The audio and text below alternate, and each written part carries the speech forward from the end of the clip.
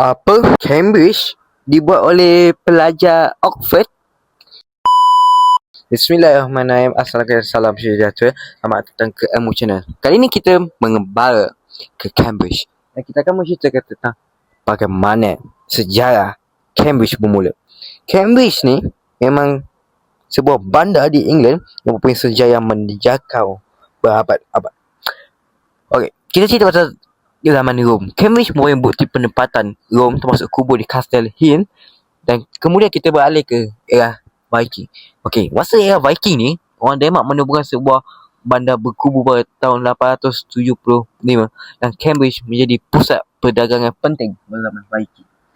Zaman Anglo-Saxon, orang Saxon menawar Cambridge dan kemudian menyaksikan tempoh pembinaan semula dan pembangunan penaklukan Norman.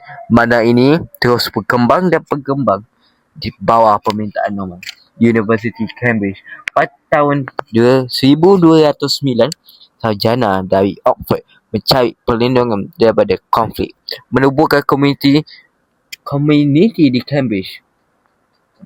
Cambridge adalah salah satu universiti yang telah dipelihara oleh Raja Henry III.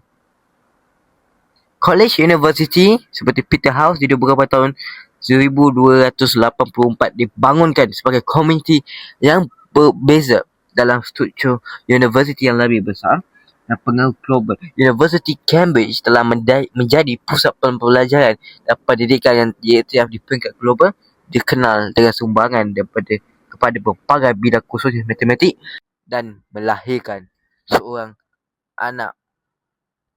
pelajar, seorang profesor yang paling bijak, Profesor Isaac Newton, yang telah yang memulakan kajian yang lebih dalam tentang graviti yang kita gunakan pada hari ini.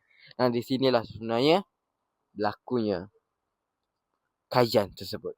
Jadi, jangan lupa nantikan video mini vlog Cambridge part 3 daripada Ilmu Channel. Jangan lupa like, subscribe, share dan follow Ilmu Channel untuk anda mendapatkan video-video terbaru daripada Ilmu Channel. Terima kasih.